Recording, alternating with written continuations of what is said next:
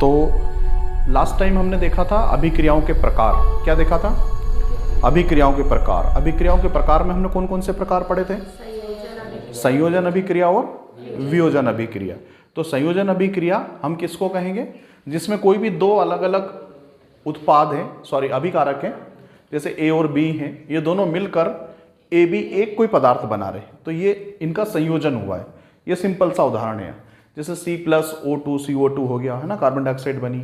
Ammonia और hydrogen की reaction, nitrogen और हाइड्रोजन की रिएक्शन से अमोनिया बनी। इस तरह के बहुत सारे उदाहरण हैं। अब वियोजन अभिक्रिया में क्या है? संयोजन में आपस में मिलते हैं और वियोजन में टूटते हैं। तो वियोजन में कोई एक पदार्थ लिया अपन ने और वो टूटता है अलग अलग पदार्थों में। काय में टूटेगा? उत्पादन में। तो ये A+B में टूटा। जैसे कार्बन डाइऑक्साइड ली, कार्बन डाइऑक्साइड टूटी कार्बन और ऑक्सीजन में। अमोनिया लिया तो काय में टूटेगा? नाइट्रोजन और हाइड्रोजन में अमोनिया टूटा। ये इसका सिंपल सा उदाहरण है वियोजन अभिक्रिया का। तो ये हमने लास्ट टाइम देखा था। आज अपन देखेंगे अपन दो तरह की और इसमें अभिक्रियाएं हैं, विस्थापन अभिक्रिया और इस द्विविस्थापन अभिक्रिया, जो कि परीक्षा की दृष्टि से बहुत इंपॉर्टेंट है और वो हर बार पूछी जाती है। कौन कौन सी अभिक्रियाएं? विस्थापन अभिक्रिया और हाँ, तो अपन देखते हैं विस्थापन अभिक्रिया। कौन सी अभिक्रिया देखेंगे अपन? विस्थापन अभिक्रिया। ठीक है, चलो। विस्थापन का मतलब क्या होता है ये बताओ? उसका स्थान बदलना। हाँ, विस्थापन मतलब किसी जगह, किसी भी वस्तु को हटाना, है ना, विस्थापित कर देना, विस्थापन है ना, विस्थापन अभिक्रिया। विस्थापन यानी कि जैसे ये कोई भी डस्टर है, यहाँ पर रखा है मैंने, इसको हटा के यहाँ कर दिया, विस्थापन कर दिया। अपन ने पढ़ा था ना 9th में, दूरी विस्थापन। जैसे हम पूरा घूम फिर के आए 50 किलोमीटर अलग अलग रास्ते से, ऐसे घुमावदार रास्ते से, तो दूरी कितनी चलेंगे? जो भी किलोमीटर बताएगा। और विस्थापन क्या होगा? प्रथम बिंदु और अंतिम बिंदु की बीच की डायरेक्ट दूरी, वो विस्थापन। तो यहाँ पर विस्थापन की बात हो रही है। तो खैर वो फिजिक्स की बात थी, ये केमिस्ट्री में विस्थापन यानी कि यहाँ पर विस्थापन का मतलब है उस चीज को हटा देना। तो विस्थापन अभिक्रिया, इसका मतलब इसमें कोई न कोई किसी न किसी को हटा रहा है। तो अपन देखते हैं इसका उदाहरण। तो इसका सबसे सिंपल तुम्हारे इसमें प्रैक्टिकल में दे रखा है, बहुत सिंपल है। अपन क्या करेंगे? कील लेंगे। क्या लेंगे? कील समझते हो? लोहे की कील। हाँ, सबने देखी ये वाली कील, ये सबने देखी है ना कील। हाँ, ये वाली कील, ऐसी कील ले लेंगे अपन। और अपने को लेना है परख नली। क्या लेंगे? Test tube. टेस्ट ट्यूब समझते हो? कांच की टेस्ट ट्यूब, ये वाली, ये है ना। और अपन लेंगे कील, लोहे की कील। और अपन एक लेंगे रेजमाल पेपर। कौन सा? हाँ, जिसको अपन सैंड पेपर भी कहते हैं, जो चीज़ों को रगड़ने के लिए, उसका जंग निकालने के लिए साफ आता, साफ करने के लिए आता है एक पेपर। देखा होगा सबने, जिसपे पीछे बालू रेट टाइप लगा रहता है, सैंड पेपर बोलते हैं जिसको, है ना, वो अपन लेंगे इसमें। और ये सब लेने के बाद अपने को करना क्या है इसमें? अपन लेंगे कॉपर सल्फेट का घोल। क्या लेंगे? Copper sulphate, CuSO4, copper sulphate. ये एक्चुअली नीला थोथा के नाम से मिल जाएगा मार्केट में। किस नाम से मिलेगा आपको? नीला थोथा। नीला थोथा सुना कभी? नीला थोथा सुना कि नहीं? पहले ये बताओ। हाँ, इसका मार्केट में आप जाओगे ना कोई भी रंग वाले की दुकान पे, तो आपको आसानी से मिल जाएगा। बोलना कि नीला थोथा दे दो, या कॉपर सल्फेट भी लिखा रहता है उस पर। तो नीला थोथा ये एक कीटनाशक भी है। क्या है ये? कीटनाशक भी। अपन जानवरों को जो खुर में जो बीमारी हो जाती है ना, कीड़े वीड़े पड़ जाते हैं, भैंस गाय या बकरी को खुर में कुछ घाव हो गया और उसके अंदर कीड़े हमको दिख रहे हैं, तो अपन क्या करेंगे? कॉपर सल्फेट लेंगे और इस घोल को, उसमें पाउडर को डाल देंगे, पट्टी बांधो तो बांधो, वो कीड़े सारे बाहर आ जाएंगे मर के। ये इसके यूज है बहुत सारे कॉपर सल्फेट के। एक तरह का साल्ट है ये, नमक जैसा नमक होता है ना, ऐसा ही साल्ट है ये, समझ रहे हो? लेकिन जहरीला है ना, इसको ऐसे खाना नहीं है, चखना नहीं है, खाना नहीं है। जो रसायन के अंदर एक चीज़ ध्यान रखना, किसी भी चीज़ को डायरेक्ट नहीं चखना है, पहले उसको स्मेल करने का रहता है ना, और उसके गुण क्या है, लक्षण क्या है, ये देख के फिर अपन उसको, जिन चीज़ों का कहा गया है टेस्ट का, उन्हीं को अपने को करना है, बाकी को नहीं। स्मेल से पता लगता है अपने को बहुत सारी चीज़ें। तो ये कॉपर सल्फेट है, ये नीला थोथा कहते हैं इसको, ये मार्केट में मिल जाएगा पाउडर इसका आपको। ये नीला होता दिखने में, बिल्कुल नीला ऐसा, समझ रहे हो, डार्क ब्लू कलर का होता है। इसका अपन ठोस आता है, मतलब जैसे चूना पत्थर आता है वैसे ही पाउडर बना लो और घोल लो, तो वो नीला, तो वो उसका सॉल्यूशन बन जाएगा। तो अपन ऐसा नीला थोथा लेंगे और इसका अपन क्या बनाएंगे, इन परख नलियों में घोल बना बना के अपन डाल देंगे। एक बड़ा बीकर लेंगे और उसमें देख लो ये अच्छा सा बढ़िया सा नीला नीला हो जाए पाउडर, करीबन 200 ml पानी ले लो, थोड़ा सा डाल लेंगे, एक आध छोटे छोटे 5-7 ग्राम डाल के देखेंगे अच्छा नीला हो गया, तो इसमें अपन ये सॉल्यूशन बन गया अपना, बन गया। काय का सॉल्यूशन है ये, कॉपर सल्फेट का। काय का, कॉपर सल्फेट। कॉपर सल्फेट बोले तो नीला थोथा है ना, कॉपर का सॉल्ट है ये एक तरह का। इसमें अपन क्या करेंगे, इस सॉल्यूशन को इन परख नलियों में डालेंगे, समझ गए, ठीक है। अब क्या करेंगे अपन, इसमें डाल दिया, ये जो कील है अपने पास, 2 कील अपन पहले इनको रेजमाल से अच्छा साफ कर लेंगे सैंड पेपर से, ताकि इसके ऊपर जंग वंग लगा हो तो साफ हो जाए, है ना। क्योंकि जंग अगर ऊपर लगा हुआ है तो फिर उसकी जो क्रिया होना चाहिए इसके साथ वो होगी क्या, अच्छे से नहीं होगी। तो इसको अपन धागे से बांध लेंगे, दोनों किलो को एक साथ बांध देंगे, एक को अलग छोड़ देंगे, समझ गए। तो अपन ने दोनों किलो को धागे से बांध लिया और इसमें लटका देंगे। किसमें लटकाएंगे, कॉपर सल्फेट के सॉल्यूशन में। इसमें अपन दोनों किलो को यहां पर साथ में लटका देंगे 20 मिनट के लिए। कितनी देर के लिए, 20 मिनट के लिए, समझ गए क्या। 20 मिनट के बाद अपन देखेंगे इसको क्या होगा, और इसमें अपन यही वाला सॉल्यूशन खाली भर के रख देंगे, बस, समझ रहे हैं। वो ये यहां पर इसलिए ले रहे हैं अपन कि इसका सॉल्यूशन का कलर भी बदल जाएगा। क्या बदल जाएगा, ये जो लिया ना अपन, ये अभी नीला लिया बिल्कुल, इसमें देखना इसका कलर चेंज हो जाएगा। तो क्या चेंज होगा वो देखने के लिए अपन ने एक अलग ले लिया है, और ये कील अपन ने ले ली, ठीक है। दोनों कील को अपन इसके अंदर डाल देंगे बढ़िया, और 20 मिनट के बाद अपन इसको निकालेंगे करेक्ट। कितनी देर बाद, 20 मिनट के बाद। 20 मिनट के बाद अपन क्या देखेंगे कि ये जो कील अपन ने बिल्कुल साफ रेजमाल से अच्छी बढ़िया साफ कील ली थी, वो अपने को उसके ऊपर भूरी पूरी लेयर आ गई है, भूरे कलर की, चॉकलेटी ब्राउन कलर होता ना, ऐसी पूरी कील के ऊपर लेयर आ जाएगी। दोनों कील के ऊपर क्या आ जाएगी, एक पूरा जैसे कि जंग जैसा कोई पदार्थ पूरे पे जम गया है, ठीक है। अब ये तो था उदाहरण, एक्सपेरिमेंट, और इस विलियन का कलर भी बदल जाएगा एकदम। अपन ने लिया था ब्लू कलर का, ये थोड़ा सा मटमेला हो जाएगा। तो ये अपन देखते हैं इस क्रिया में कि क्या हुआ एक्चुअली, विस्थापन अभिक्रिया कैसे हुई है। पहले तो एक्सपेरिमेंट समझ में आया तुम लोगों को। क्या किया अपन ने, कॉपर सल्फेट के घोल में खील डुबाई, खील को साफ करके। कितनी देर तक, 20 मिनट तक अपन ने खील डुबाई। तो खील डुबाने से खील के ऊपर कुछ भूरे भूरे रंग का पदार्थ, चॉकलेटी तांबई कलर का पदार्थ उसके ऊपर जमा हो गया, ठीक है, और विलियन का कलर भी बदल गया। अब अपन इस क्रिया को देखते हैं एक्चुअल में हुआ क्या है यहां पर, ठीक है। चलो इसको अपन देखते हैं फटाफट कि विस्थापन अभिक्रिया कैसे है ये। अपन ने लिया था अपन ने लिया था लोहे की कील, एफी यानी कि लोहा, आयरन। देखो उसमें 26 नंबर पे होगा। ये है सॉलिड, कील ली ना अपन ने। उसके बाद क्या लिया अपन ने, कॉपर सल्फेट CuSO4 लिया, नीला थोथा। ये क्या है, लिक्विड, ठीक। इनको अपन ने इसके अंदर डुबा दिया। अब तो यहां पर एक्चुअली होता क्या है, ये इसमें लोहा तांबा ये सब धातुएं हैं। क्या है, धातुएं। तो धातुओं में भी ऐसा है कि कौन ज्यादा सक्रिय है, कौन कम सक्रिय है। जैसे क्लास में नहीं रहता, कोई पढ़ने में बहुत अच्छा, कोई पढ़ने में थोड़ा कमजोर, ऐसा हर काम में रहता कि नहीं। तो यहां पर लोहा इससे ज्यादा सक्रिय था, या यूं कह लो कि ये जो सल्फेट आयन है, सल्फेट आयन का ये ज्यादा अच्छा दोस्त नहीं था। कॉपर ज्यादा अच्छा दोस्त नहीं था, इससे ज्यादा अच्छा दोस्त ये इसका। तो इसने इसको हटा दिया यहां से, और ये इसकी जगह बैठ गया। क्या होगा, ये इसकी जगह गया और इसको कहां पहुंचा दिया, आगे। देखना कैसे क्या होगा। ये यहां, इसको यहां लगा दो, FeSO4 फेरस सल्फेट हो गया, और अब बचा क्या, कॉपर। तो कॉपर यहां आ जाएगा, ये हो गया। अब ये तो अपन ने इसको बोर्ड पे लिख दिया। अब इसको समझो क्या हुआ है।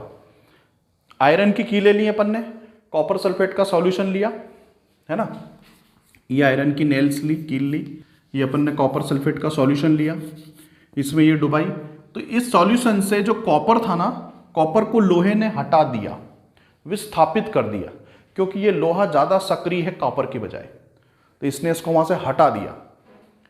जैसे तुमने देखा होगा ना कि कुत्ते आपस में लड़ रहे कोई चीज़ खाने के लिए, तो पावरफुल जो ताकतवर कुत्ता आ जाता है तो दूसरे छोड़ के चले जाते हैं उसको वहाँ से।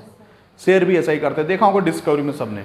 वैसे यहाँ पर ज़्यादा सक्रिय धातु है तो इसने इसको हटा दिया और ये इसकी जगह कॉपर, उसमें देखना 29 नंबर पे है ना, तो इसने इसको हटा दिया तो विस्थापित हो गया, इसने हटाया तो ये लास्ट में चला गया कॉपर। कॉपर विलयन के अंदर रिलीज हो गया, कॉपर धातु रिलीज हो गई, और इस सल्फेट आयन के साथ कौन जुड़ गया? लोहा। तो फेरस सल्फेट ये भी सॉल्ट है, तो ये एक नया सॉल्यूशन बन गया विलयन की, इसीलिए उसका कलर चेंज हो गया। जो मटमेला कलर हो गया ना, पहले इसका कलर कैसा था? नीला, अब मटमेला कलर हो गया, वो फेरस सल्फेट का कलर है। पहले कॉपर सल्फेट था नीला, अब दूसरा हो गया। और ये जो कॉपर निकला ना यहाँ से, ये कॉपर ये कीलों के ऊपर जमा हो गया। काय के ऊपर जमा हो गया? जो हमने कील निकाली थी उसके अंदर आपने क्या देखा था, क्या जमा हुआ उसके ऊपर?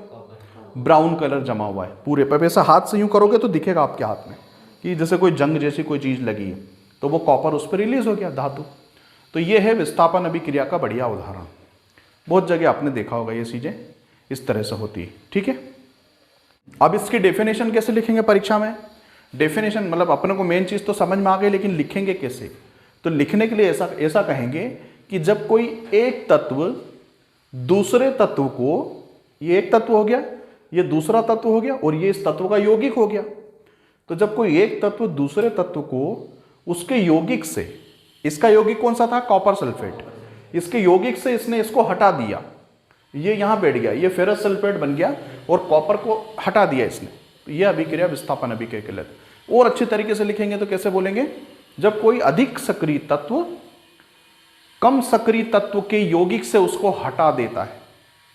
देखो टॉपर बच्चे जो रहते हैं, जो अच्छे नंबर लाते हैं मेरिट में, उनके नंबर इसीलिए आगे पीछे हो जाते हैं कि फिर बोलेंगे हमने लिखा तो उत्तर एक जैसा था सर, हम एक ही टेबल पे बैठे थे, हम पास पास ही बैठे थे, फिर भी उसको मेरे से ज़्यादा नंबर आ गए। ऐसा इसलिए होता है कि जो शब्द आप लेते हो वो आपने क्या लिया है वो इंपॉर्टेंट है। यहाँ पर हम क्या लेंगे? अब आपने लिखा था कि एक तत्व दूसरे तत्व को उसके यौगिक से हटा रहा है, उस बच्चे ने क्या लिखा? एक अधिक सक्रिय तत्व कम सक्रिय तत्व को उसके यौगिक से हटा रहा है। तो ये चीज ज्यादा अच्छी हो गई कि भाई कि क्वेश्चन उठता ना कि इसने इसको क्यों हटा दिया सर? ऐसा इसलिए कि लोहा इससे ज्यादा सक्रिय है, मतलब यहां से इसको कौन हटा पाएगा? जो सक्रिय तत्व रहेगा वही तो हटा पाएगा इसको, है ना। अगर कम सक्रिय तत्व रहेगा तो कुछ नहीं होगा, हटा ही नहीं पाएगा उसको वो। तो अधिक सक्रिय तत्व कम सक्रिय तत्व को जब उसके यौगिक से हटा देता है और उसकी जगह खुद यौगिक बना लेता है और कम सक्रिय तत्व को अलग विलयन में रिलीज कर देता है, इसको अपन कहेंगे विस्थापन अभिक्रिया, डिस्प्लेसमेंट रिएक्शन। ठीक है, तो अभी हमने विस्थापन अभिक्रिया में सबसे बढ़िया उदाहरण कौन सा देखा? लोहे की कील वाला और कॉपर सल्फेट वाला। इसमें और भी दो उदाहरण तुम्हारी बुक में दे रखे हैं, वो चाहो तो वो लिख लेना, है ना। एक हमको एक उदाहरण तो कम से कम को लिखना ही है। तो ये दो उदाहरण और हैं। जिंक की कॉपर सल्फेट से रिएक्शन तो वही होगा सेम, जिंक इसको हटा देगा, जिंक सल्फेट बना और कॉपर अलग हो गया। ठीक है, इसके बाद ये क्या है? लेड, पीबी लेड, ये कॉपर क्लोराइड, कॉपर का सॉल्ट हो गया। दोनों की जब अब रिएक्शन होगी तो ये ज्यादा सक्रिय है इससे, तो क्या होगा? लेड यहां पर जाएगा, कॉपर का अलग हट जाएगा, तो लेड क्लोराइड बन जाएगा और कॉपर विलयन में अलग हो जाएगा। आया समझ में क्या? तो ये हो गया। अब अपन इसमें आगे देखेंगे द्विविस्थापन अभिक्रियाएं कौन से। अच्छा, इसकी परिभाषा तो याद हो गई ना सबको विस्थापन अभिक्रिया की। अब अपन देखेंगे द्विविस्थापन अभिक्रिया। ठीक है, कौन सी विस्थापन अभिक्रिया? हाँ, तो द्विविस्थापन अभिक्रिया में अब अपन देखेंगे द्विविस्थापन अभिक्रिया। अभी अपन ने देखा था विस्थापन अभिक्रिया, या उसको सिंगल डिस्प्लेसमेंट रिएक्शन भी कहते हैं, है ना। ये डबल डिस्प्लेसमेंट रिएक्शन है। ठीक है, चलो अब इसमें अपन क्या करेंगे? एक परखनली में अपन सोडियम सल्फेट लेंगे और उसमें बेरियम क्लोराइड का सॉल्यूशन मिलाएंगे। ठीक है, ये भी सॉल्ट है, ये भी सॉल्ट है। तो अपन उसमें देखेंगे कि नीचे परखनली में सफेद सफेद कुछ जम गया, नीचे बैठ गया। तो वो जो नीचे जमा है, नीचे बैठा, वो क्या है? Barium sulphate. क्या है ये? पानी में घुलता नहीं है, ये अविलेयी है, तो ये नीचे बैठ जाएगा परखनली में। और उसमें क्या बन रहा है? एक चीज और है उस विलयन में, वो क्या है? नमक, सोडियम क्लोराइड। ये उसमें घुला रहेगा, दिखेगा नहीं हमको, लेकिन बेरियम सल्फेट नीचे बैठा हुआ दिखेगा। तो ये ऐसी अभिक्रियाएं जिनमें यौगिकों के बीच में परस्पर आयनों का आदान प्रदान हो। तो ये ऐसी अभिक्रियाएं जिनमें आयनों का परस्पर आदान प्रदान होता है, वो क्या कहलाता है? द्विविस्थापन अभिक्रिया। ठीक है ना। चलो, ऐसा क्यों होता है? क्योंकि जो बेरियम आयन है, बेरियम आयन यानी कि +2 लिखा यानी कि 2 संयोजकता उसकी है ना, और सल्फेट की -2 लिखा यानी कि 2 इलेक्ट्रॉन ले सकता है ये। ठीक है, और बेरियम +2 लिखा मतलब ये 2 दे सकता है, वैलेंसी कहते हैं इसको, संयोजकता। तो की अभिक्रिया से बेरियम सल्फेट के अवक्षेप का निर्माण होता है, जो कि नीचे बैठ जाता है परक नली में। अब अपन देखेंगे ऑक्सीडेशन और रिडक्शन।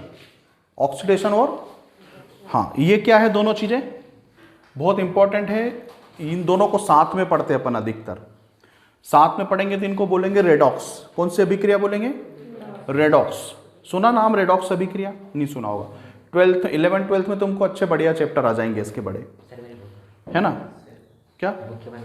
अरे तो कोई वजन तो नहीं लगा? चलो देखो, ऐसा है, ऑक्सीडेशन रिएक्शन इसको कहेंगे अपन उपचयन या ऑक्सीडेशन रिएक्शन, और रिडक्शन अभिक्रिया किसको कहेंगे? जिसमें अपचयन हो रहा हो। अब ये दो शब्द समझो पहले, है क्या? उपचयन किसको कहेंगे अपन? इसके लिए सिंपल सा अपन एक प्रैक्टिकल लेते हैं। अपन लेंगे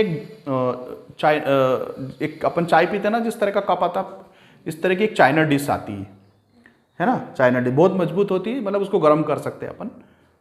तो उसके अंदर अपन कापर का चूरा लेंगे। क्या लेंगे?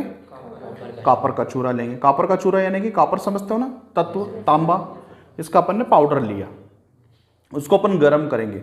गर्म करेंगे तो वो पड़ जाएगा काला काला। तो ये रिएक्शन कौन सी हुई? कॉपर की ऑक्सीजन के साथ रही है। मैंने आपको उस दिन भी कहा था कि जब अपन किसी चीज को जलाते हैं तो वो एक्चुअली क्या होता है? उसका दहन। क्या होता है? हाँ, दहन में अपन ऑक्सीजन ही तो जोड़ते हैं उसके साथ। ठीक है, देखो ये अपन समझ लेते कॉपर है, इसके साथ अपन ने ऑक्सीजन की रिएक्शन करी, तो ये क्या बन गया? Copper oxide. क्या बन गया? Copper oxide. समीकरण भी बैलेंस हो गया, है ना? कॉपर है इधर, 2 है, कहाँ हुआ बैलेंस? अब होगा ना बैलेंस तो। ठीक है, ऑक्सीजन कितनी? 2, तो हो गया बैलेंस ये।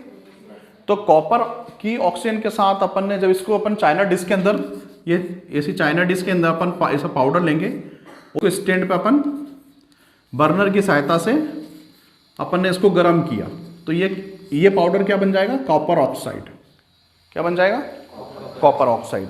तो इस रिएक्शन में देखो आप कि कॉपर में कौन सी चीज जुड़ी है? ऑक्सीजन। कौन सी चीज जुड़ी है?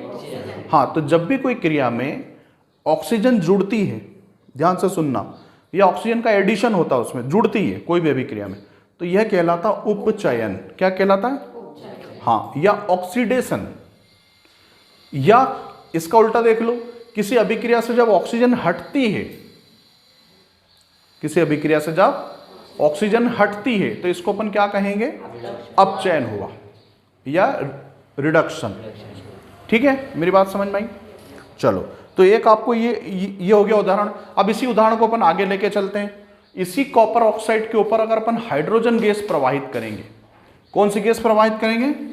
Hydrogen gas. ये अपन ने इसके ऊपर हाइड्रोजन गैस प्रवाहित करी, तो क्या बन जाएगा? ये पानी प्लस कॉपर। ठीक है ना, यही बना ना। बैलेंस अपन देख लेंगे बाद में, पहले ये देखो कि कॉपर बना, ये कॉपर की भूरी परत, यानी कि ये जो कहाँ गया वो कॉपर, ये जो चूरा है, ये अब जैसे अपन हाइड्रोजन गैस, अभी अपन इसको जलाए थे, गर्म किए थे, तो ये कैसा हो गया था? ब्लैक, थोड़ा थोड़ा, है ना। अब इसके ऊपर जैसे अपन हाइड्रोजन गैस डालेंगे, फिर से ये भूरा भूरा पड़ने लगेगा, ये कॉपर के कारण। समझ गए क्या मेरी बात? अब देखो इस क्रिया को ध्यान से देखो, यहां पर कॉपर में ऑक्सीजन जुड़ रही है, जुड़ रही है, तो ये कहलाएगा उपचयन। क्या कहलाएगा? हिंदी में वर्ड याद रख लेना, उपचयन। उपचयन, ये ऑक्सीडेशन, ऑक्सीजन जुड़ रही है ना कि ऑक्सीडेशन। अब नीचे वाले में देखो, यहां पर क्या हो रहा है?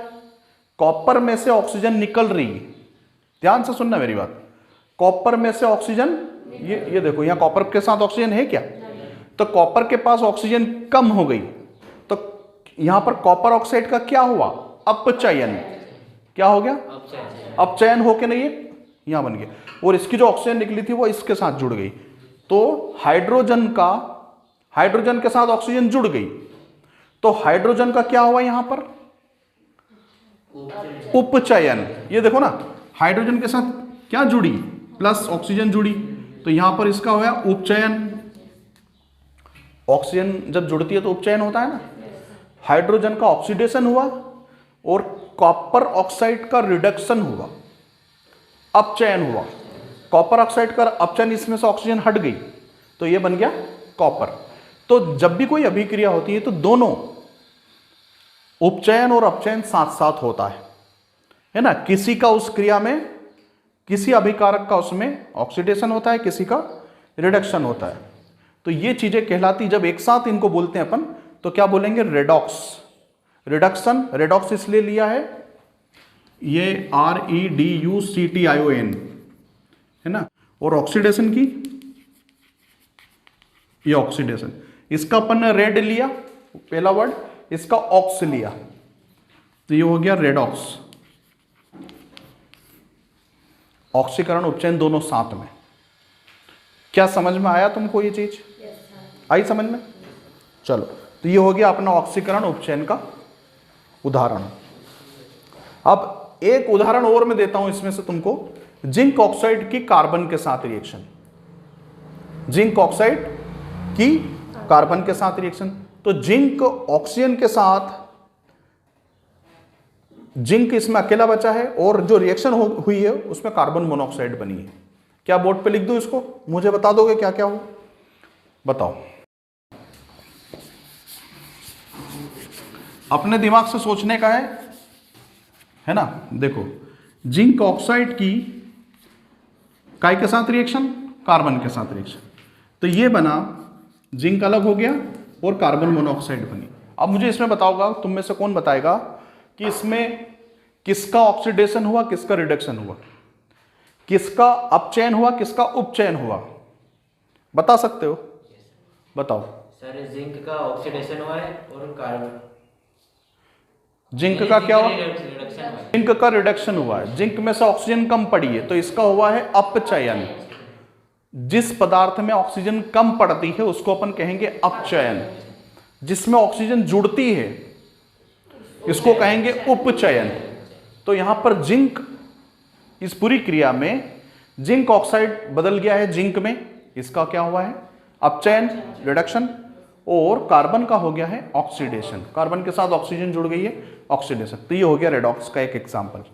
ठीक है ना, चलेगा इतना? चलो अब आगे देखो, संक्षारण। अब क्या पढ़ेंगे अपन? संक्षारण। संक्षारण बहुत ही इंपॉर्टेंट टॉपिक है। जैसा कि अभी अभिक्रियाएं देखी ना आपने, विस्थापन अभिक्रिया, संयोजन वियोजन, इसी प्रकार संक्षारण भी हर साल 10वीं में पूछते हैं कैसे न कैसे। जब हम पढ़ रहे थे जब से पूछ रहे हैं यही चीज, अभी भी पूछेंगे आपसे। समझ गए? तो है ना इंपॉर्टेंट। तो ये क्या चीज है संक्षारण?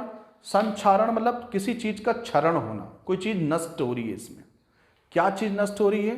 देखो क्या होता है, कोई भी धातु हो, हवा की उपस्थिति में जब अपन उसको खुला छोड़ते हैं, जैसे लोहा है, अपन ने उसको पेंट वेंट नहीं किया, ऐसे ही जैसे बाजार से लाए लोहा और रख दिया बाहर, पानी गिर रहा है उसके ऊपर, तो वो कैसा हो जाता है?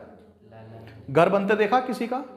तो जो अपन सरिया लगाते हैं छतों में, उसको बाहर लग देते हैं लोग, बंडल के बंडल, वो कैसा हो जाता है? कितना जंग लग जाता है उसके ऊपर।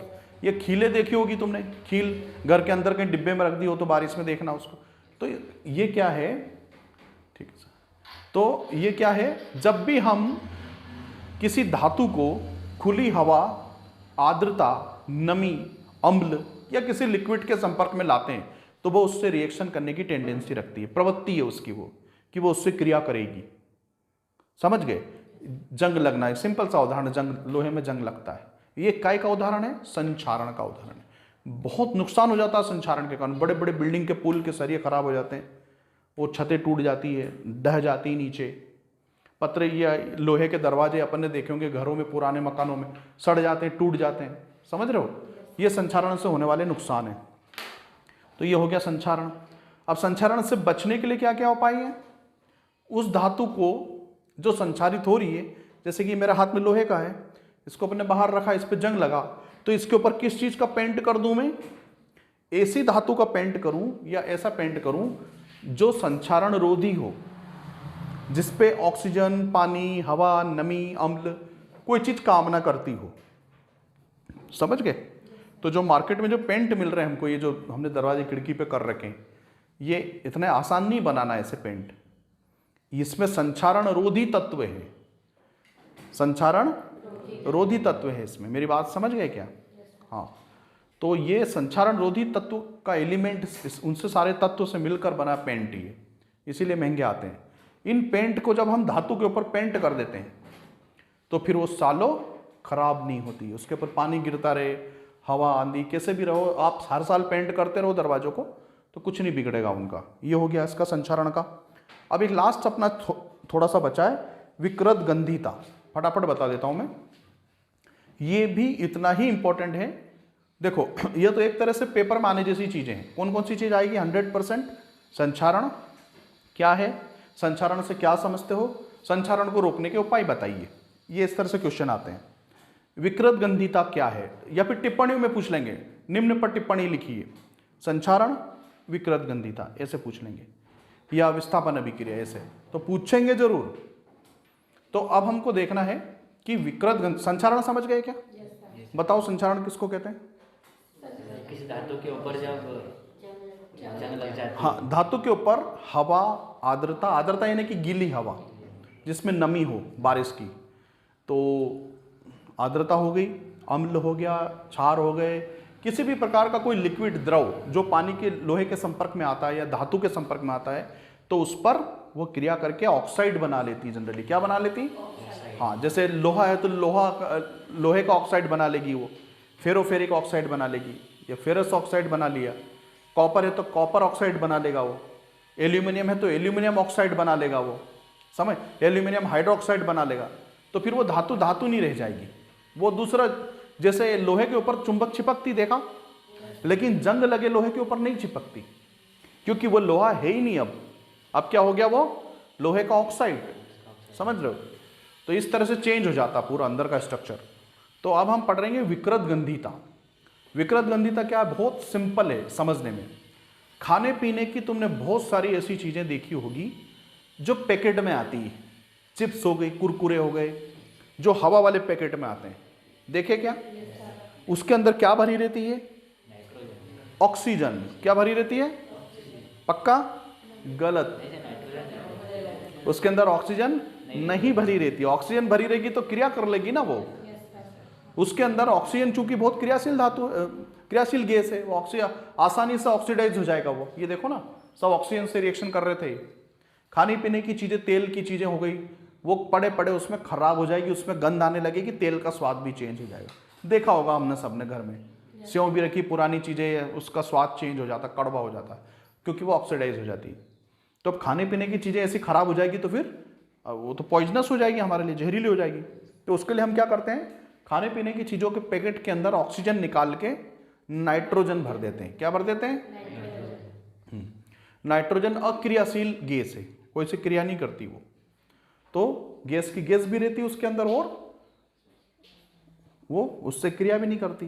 तो वो जो खाने पीने की चीजें हैं उसके अंदर, वो ज्यादा समय तक सुरक्षित रहती है, प्रिजर्व रहती है। ये है विकृत गंधिता, सिंपल सा। तो इसकी परिभाषा इसमें दे रखी है, सिंपल से आप लोग देख के एक बार, कि जब वसायुक्त मतलब जिसमें थोड़ा से भी फैट्स हो, तेल जैसा जिसमें कुछ हो, वसायुक्त तेली पदार्थ, खाद्य सामग्री, जब अपन लंबे समय तक के लिए रखते हैं तो उसका स्वाद और गंध दोनों चेंज हो जाती है। ये ठीक है क्या?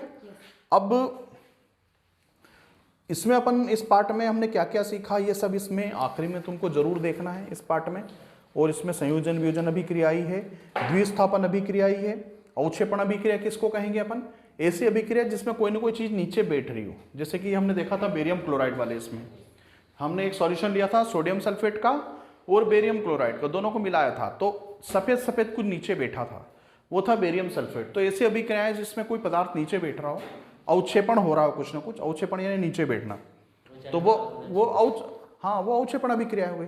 ऐसी अभिक्रियाएं जिनमें ऊष्मा निकल रही हो, ऊष्माक्षेपी अभिक्रियाएं हो गई। ऐसी अभिक्रियाएं जिसमें ऊष्मा मांग रही है हमसे, वो ज्यादा और उनको और चाहिए, वो ऊष्मा शोषी अभिक्रिया हो गई। समझ रहे? तो वो ऊष्मा शोषी है, तो इसलिए आपके वातावरण से ऊष्मा को ले लेगी। जैसे कि मैंने बताया था उदाहरण कि यूरिया को हम हाथ में लेते हैं हथेली में और पानी डालते हैं उसके ऊपर 2-4 बूंद, तो हमारी हथेली ठंडी हो जाती है, क्योंकि वो जो रिएक्शन हो रही है वो क्या उष्मा शोषी है, उष्मा उसको चाहिए और, तो वो कहाँ से लेगी, यूरिया कहाँ रखा हुआ आपके हाथ के ऊपर, तो वो आपके हाथ से टेम्परेचर ले लेगा, तो उतनी जगह हमको ठंडी लगेगी। जैसे कि बर्फ हो गया, बर्फ को पिघलने के लिए उष्मा की आवश्यकता होती है, बर्फ रखा है तो वो पिघलेगा, अवस्था बदलेगी उसकी, तो वो उष्मा कहाँ से ले रहा है, आपके हाथ से, तो आपका हाथ ठंडा पड़ जाएगा। बात समझ में आई?